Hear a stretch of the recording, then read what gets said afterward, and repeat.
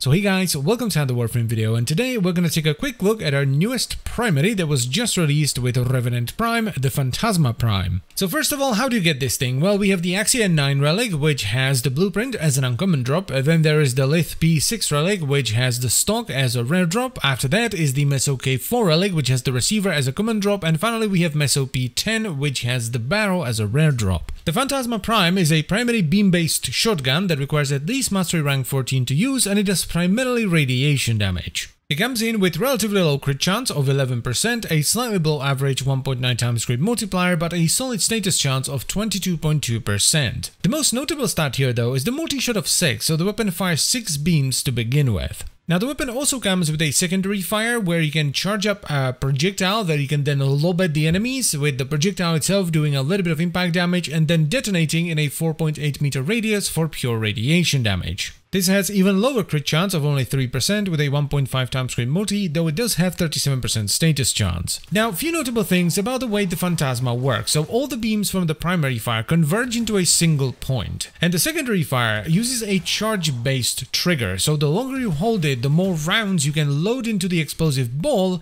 and the more damage it's going to do. Also, once the ball from the secondary fire explodes, it releases 5 homing projectiles. The primary beam fire also has a limited range, which at base is 20 meters, or roughly this far away from the door, and the explosive ball from the secondary fire is apparently very heavy, so you have to compensate for the drop-off a lot. Now, if you own the standard Phantasma, you may have noticed that the Prime version isn't that big of an upgrade over the standard one. It basically just has more ammo maximum, it has slightly higher crit chance, and a slightly higher crit multiplier. Now, while this does make a difference, you will definitely notice more crits than with the standard Phantasma. It is not that impactful, but I guess there is a reason for it. Kind of, but I will talk about this in a little bit. For now, let's check out the build. So both the Phantasmas do really well with one particular type of build, which is focused on heavy status, and it runs either Viral and Heat or Viral and Electricity. I tend to gravitate towards the electricity based one because number 1, it adds a bunch of AoE through the electricity procs, and number 2, Prime Charge Shell just adds a lot more damage than Incendiary Coat. The reason this build is so damn good on the Phantasma and the Phantasma Prime is because of that base multi-shot of 6. If you add Hell's Chamber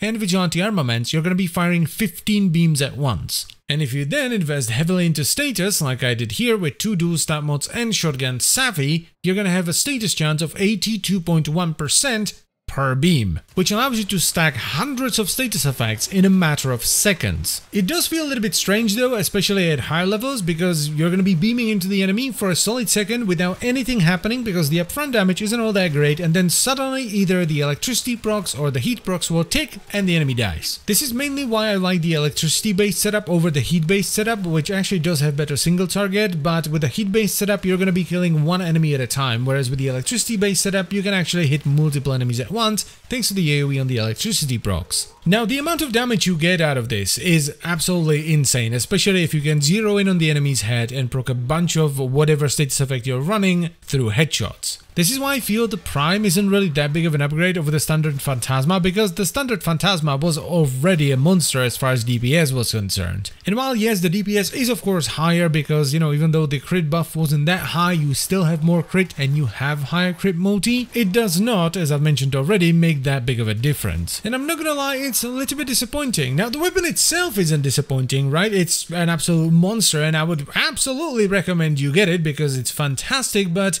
it's just the Phantasma, right? It has slightly higher crit, but not high enough to actually build into it and do anything with unless you have a really good Riven, which you're not gonna have because the disposition is low, and the higher ammo maximum might as well just not be there. It's nice to have, but it doesn't really change anything. So in conclusion, it's a fantastic weapon that does ridiculous damage, and I would absolutely recommend you get it, but as a primed weapon, you know, as a primed upgrade of a weapon, it's just disappointing. And that is pretty much all I wanted to say, so I thank you very much for watching. As always guys, I hope you've enjoyed the video and found it helpful, and I will see you next time. Bye bye.